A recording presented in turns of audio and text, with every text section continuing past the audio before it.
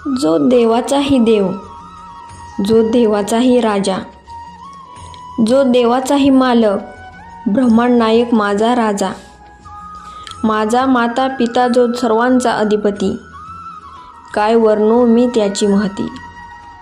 असा माझा दिगंबर यती, दिगंबर यती, दिगंबर यती. अवधूत चिंतन श्री गुरुदेव दत्त. आयुष्याच्या प्रारब्धाचा भोगाने डोळ्यात भरून आले पाणी. अशा वेळी अशा दुःखाचे बरसणारे पाणी थांबवण्यासाठी आले नाही तुमच्या विना अन्य कोणी. त्यामुळे ह्या जन्मात तुमचाच आहे ऋणी. श्री स्वामी समर्थ. जय जय स्वामी समर्थ. चला तर मी आज तुमच्या सर्वांसाठी आपल्या सर्वांच्या लाडक्या स्वामी माऊलीचा एक आजोबांना आलेला अनुभव सांगणार आहे. हा अनुभव त्यांच्याच नातवाने सांगितलेला आहे. तो म्हणतो की माझे आजोबा स्वामी महाराजांचे कट्टर भक्त होते. कायम त्यांच्या मुखात श्री स्वामी समर्थ, जय जय स्वामी समर्थ असा निरंतर जप ते करत असायचे. त्यामुळे त्यांच्या आजूबाजूला असणारे वातावरण सुद्धा सकारात्मकतेने भरलेले असायचे. आजही हा अनुभव सांगताना आजोबाच्या अंगावर शहारे येतात. तो दिवस होता 17 मार्च 2023. दुपारचे 12:10 झाले होते. अचानक घराचं दार वाजले. दार उघडून बघितले तर शेजारच्या किराणा दुकानामधला एक मुलगा होता. तो मुलगा आजोबांना म्हणाला, तुमच्या भावाचा फोन आला आहे, चला लवकर. आजोबा सुद्धा घाई गडबडीत त्यांच्या पाठोपाठ निघाले. दुकानात पोचल्यावर त्यांनी चालू फोन उचलून कानाला लावला तर आवाज आला की दादा, सुनंदाला बरं नाही, तू लवकर येऊन जा. सुनंदा ही आजोबांच्या भावाची बायको. ते शेजारीच 2 गाव सोडून राहत असत. आजोबा सुद्धा तेव्हाच तातडीने भावाच्या घरी जायला निघाले. दुपारी 3च्या सुमारास ते तिथे पोहोचले.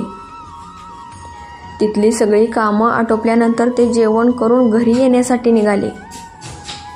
तेव्हा बरीच रात्र झाली होती. त्यांच्या भावाने त्यांना सांगितलं की एवढ्या उशिरा का जातोय, त्यापेक्षा उद्या पहाटे जा हवं तर.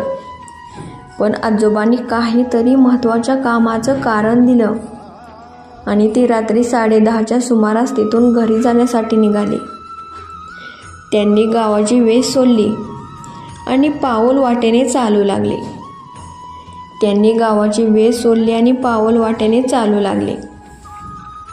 मुखात स्वामी नामाचा जप निरंतर सुरूच होता. गावाच्या वेसीबाहेर सदाचे शेत होते आणि शेतीपासून जवळपास 4 किलोमीटर अंतरावर त्यांचं घर. एव्हाना निघून काही तास उलटले होते. रात्रीचा 1 किंवा 1:30 वाजून गेला असेल. ते शेतातून जाताना त्यांना कोले ओरडण्याचा आवाज ऐकू येत होता. अंगावर काटा येईल असा त्यांचा आवाज होता. तो गर्द झुडपातून रातकिड्यांची किरकिर सुद्धा ऐकू येत होती. त्यांनी अर्धे मळे रान सुद्धा ओलांडले नसेल तितक्यात एका बाईची जोरात किंचाळी ऐकू आली.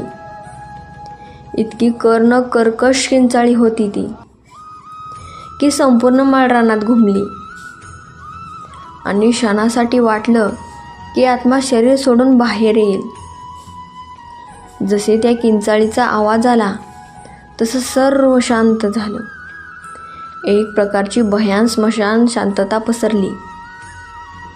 आजोबा सुद्धा घाबरून एका जागी स्तब्ध झाले होते.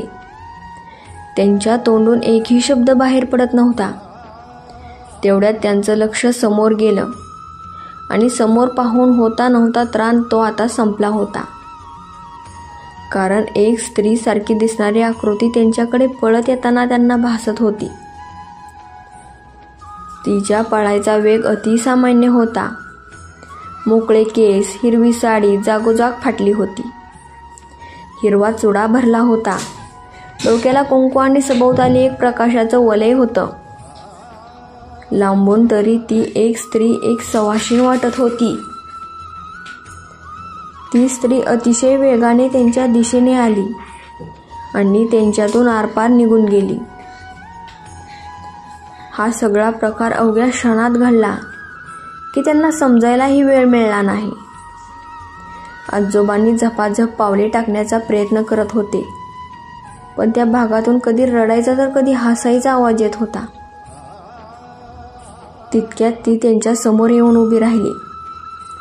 आजोबा हे सर्व पाहून तिला गयावया करायला लागले की सोड मला. तिने नकारार्थी मान हलवली तर त्यांनी घट्ट डोळे मिटले आणि स्वामींचा जप करू लागले. कसे त्यांनी डोळे उघडले तर त्यांना दूरवर एका औदुंबराच्या झाडाखाली एक दिवा दिसला. तो दिवा पाहताच तसं त्यांनी जोरात स्वामींच्या नावाचा जप सुरू केला. तशी ती बाई जोरात ओरडू लागली. तसं त्यांनी तारक मंत्र म्हणायला सुरुवात केली. त्या माळरानावर जोरात वारा सुटला आणि त्या औदुंबराच्या झाडाखाली एक तेजोमय आकृती तयार व्हायला लागली. त्या परिसरात कानाला आणि मनाला आधार देणारा एक कणखर आवाज उतरला. उगाची भेतुसी भय हे पळू दे, वसे अंतरी स्वामी शक्ती कळू दे. जगी जन्म मृत्यू असे खेळ ज्यांचा, नको घाबर तू असे बाळ त्यांचा. अशक्य ही शक्य करतील स्वामी. आता त्या झाडाखाली एक स्पष्ट अशी आकृती त्यांना दिसायला लागली. ती आकृती होती साक्षात आपली स्वामी महाराजांची. साक्षात परब्रह्म जगत पिता आले होते. संपूर्ण शिवार आणि औदुंबर तेजोमय झाला होता.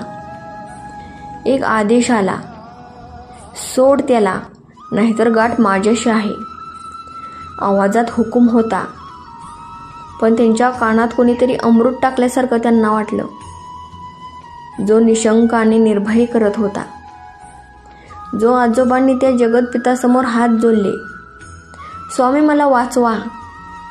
तेवढ्यात तो प्रकाश एवढा वाढला की त्या स्त्री रूपी आत्म्याला तो सहन झाला नाही आणि ती त्यामध्येच विरून गेली. एक दिलासादायक आवाज परिसरात घुमू लागला. भिवू नकोस, मी तुझ्या पाठीशी आहे. आता तिथे कुठलाच प्रकाश नव्हता. दिवा शांतपणे तेवत होता. आजोबा त्या झाडाजवळ जाऊन हात जोडले व स्वामींचे मनापासून आभार मानले व पारावर जाऊन बसले. बाळा, थकला असशील ना? डोकं ठेव माझ्या मांडीवर. अचानक कोणीतरी त्यांचं डोकं हळूवर पारावर ठेवलं आणि त्यांना शांत झोप लागली. त्यांना स्वप्नात असं दिसलं की ते जगतपिता स्वामी समर्थांच्या महाराजांच्या मांडीवर डोकं ठेवून झोपले आहेत. त्यांचा हात त्यांच्या डोक्यावरून फिरत आहे. जाग आली तर सकाळ झाली होती. ते त्याच पारावर झोपले होते. बाजूला पाहिलं तर स्वामींचा एक सुंदर फोटो तिथे होता. त्यांनी फोटोला नमस्कार केला आणि गावाकडे चांगले आठवणी घेऊन निघाले. अशक्य जे जे जागी सहज, ते तुम्हालाच शक्य, तुम्ही कोण हे ओळखणे मानावा न शक्य.